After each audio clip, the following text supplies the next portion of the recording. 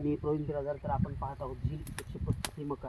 यावर्षी तुम्ही प्रथमच या मक्याची लागवड केलेली आहे. तरी पूर्ण हा प्लॉट पाहता तुम्हाला कसं वाटलं? तुमचं याबद्दल सांगण्या अगोदर सर्वप्रथम तुमचं नाव, गाव, पूर्ण माहिती मला द्या.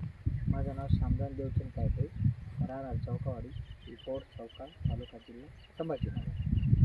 मी हा पहिल्या वेळेस लावली, तर चांगली व्हरायटी आहे. व्हरायटी कशी वाटली तुम्हाला नेमकी? छान आहे.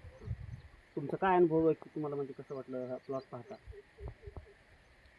पाहत असं वाटतं की उत्पादन चांगलं निघा असं. आणि या व्हरायटीचं वैशिष्ट्य असं आहे की बुवा याचं बूट चांगलं असतं.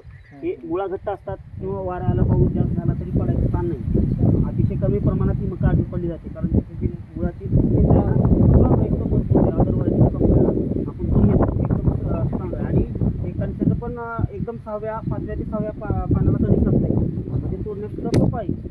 हा, या पद्धतीने तर आपण पाहू शकता आतल्या बाजूने कुठेही पाहा तुम्ही, मक्याची साईज, शेप सगळं सेम राहणार आहे, सगळं सारखं राहणार आहे. हे वाण झील 135 आहे. सिटी सीडचं जोमदार वाण आहे, सिटी सीडचं झील 135. त्याबद्दल दादा तुम्ही समाधानी आहात? हो, धन्यवाद.